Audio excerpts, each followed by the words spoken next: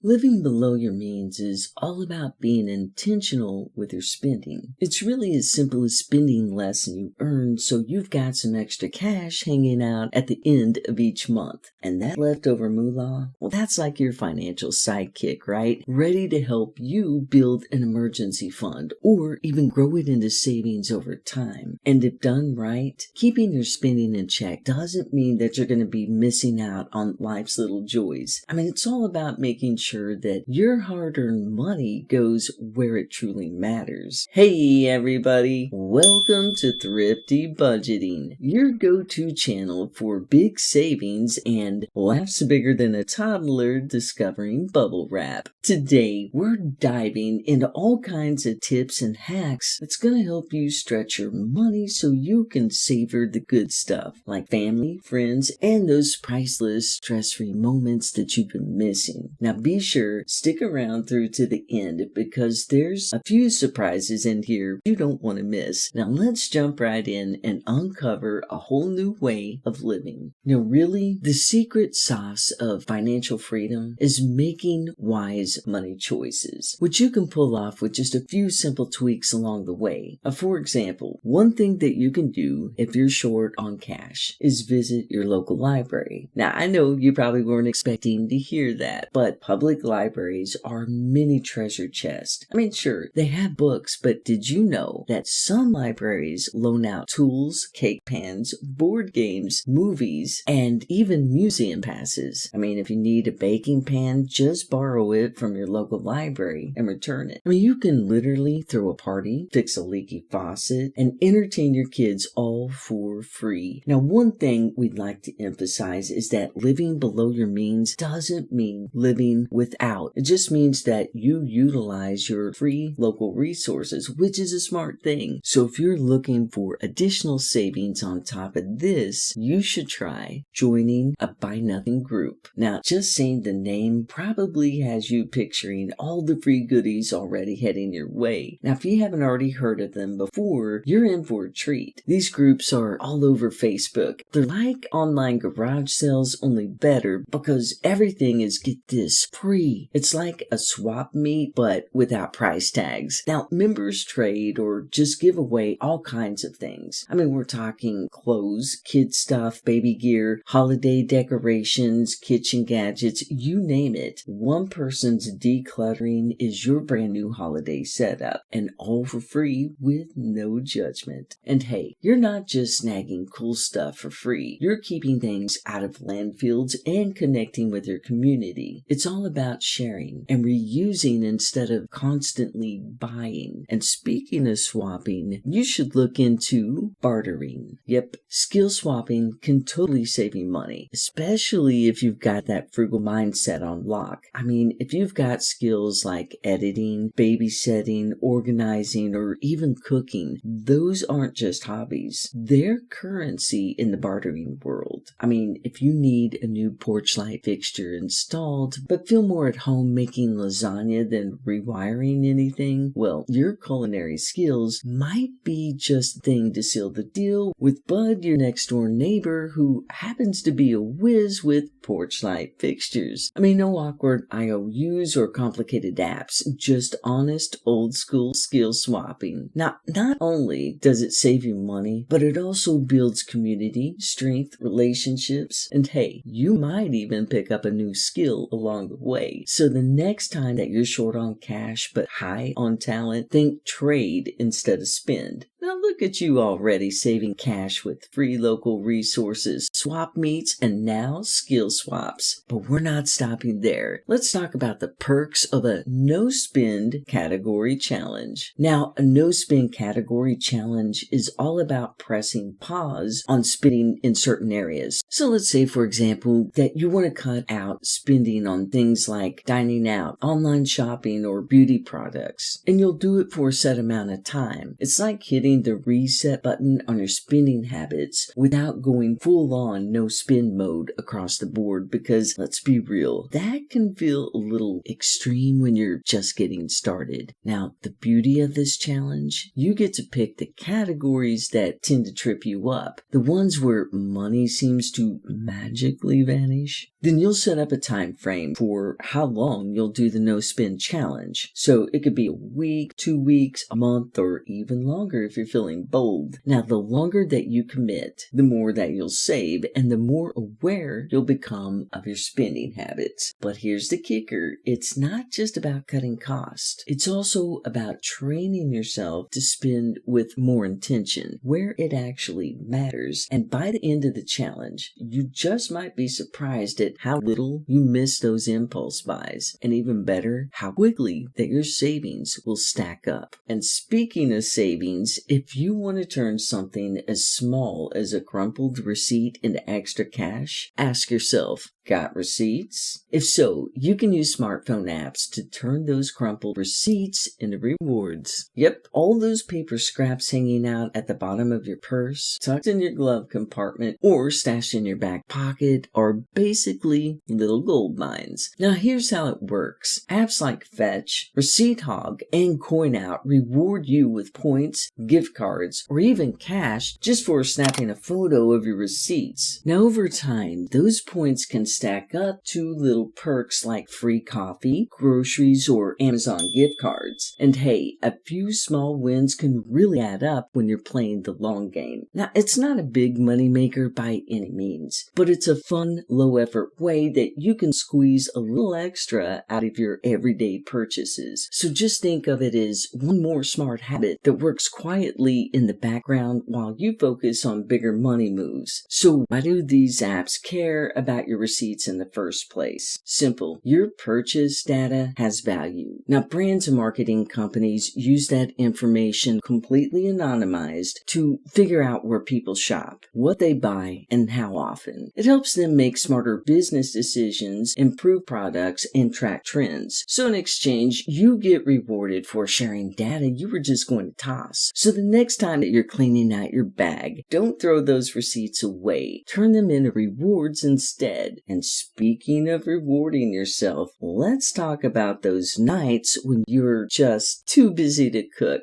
Enter the meal battle plan. I mean, we all have those nights. You're tired, hungry, and the last thing you want to do is wrestle with pots and pans. That's when the takeout apps start whispering sweet nothings in your ear, enticing you. Come on, just tap the button. Order the overpriced fast food meal with delivery fee and tip. You deserve it. Meanwhile, your bank account is over there like, don't you dare. And that's where your meal battle plan comes in. Now, think of it as your secret weapon against takeout temptation. Keep a stash of super easy go-to meals on hand, like frozen pizza, breakfast for dinner ingredients, or a trusty jar of pasta sauce and some noodles. Now, those aren't gourmet masterpieces, but they are meals that you can throw together with one eye closed and zero effort. Now, the key is to prep in advance before you're running on fumes. Now, this isn't something you want to do on a Monday night after a 10-hour workday. Do your future self a favor and stock up on shelf-stable or freezer-friendly options you actually enjoy when you got the energy to think straight. And that way, when life hands you one of those I can't even think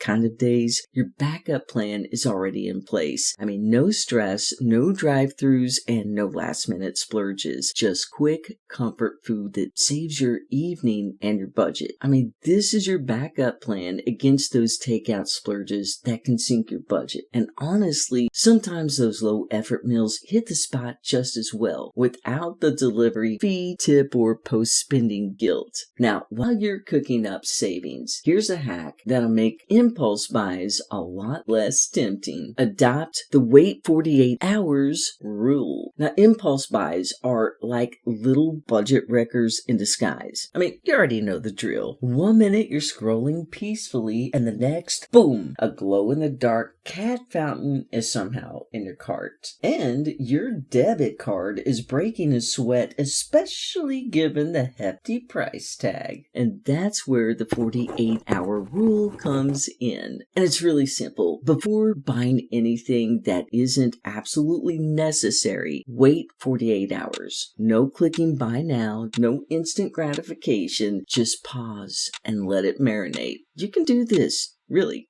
we believe in you.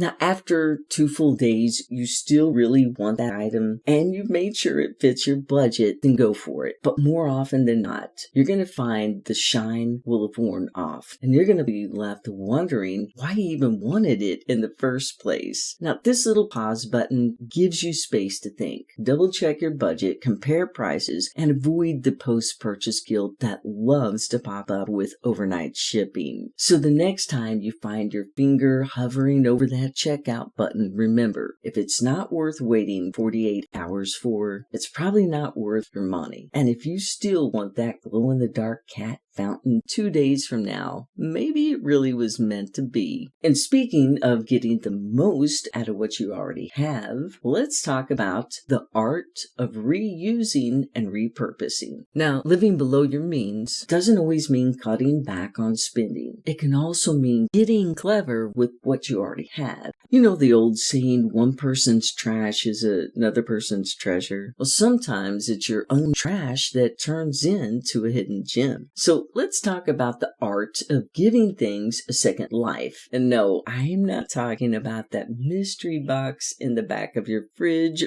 begging for a second chance. I'm talking about reusing and repurposing everyday stuff around your home to save you money and avoid waste. Now, if you've got empty jars from pasta sauce or salsa, bam, instant pantry storage. They're perfect for rice, beans, nuts, or even as cute little vases. And those worn out t-shirts that you're getting ready to ditch, don't toss them out yet. Instead, cut them up into reusable cleaning rags. I mean, they're absorbent, washable, and basically free. And those cardboard boxes from your latest online shopping binge, cut and fold them in handy organizers, cord holders, or even crafts for the kiddos. Now, when you shift into a repurposing mindset, you start seeing value in what you already own. And it becomes less about buying more and more about being creative, resourceful, and kind to both your cash flow and the planet. You'll also begin to learn to see things differently. And sometimes giving something a second chance leads to an unexpectedly happy ending. I mean, no candlelight needed, just scissors, some duct tape, and a little creativity. And that's the wrap. Living below your means isn't about giving up. It's about getting creative and making your money work harder for you. Until next time, stay thrifty.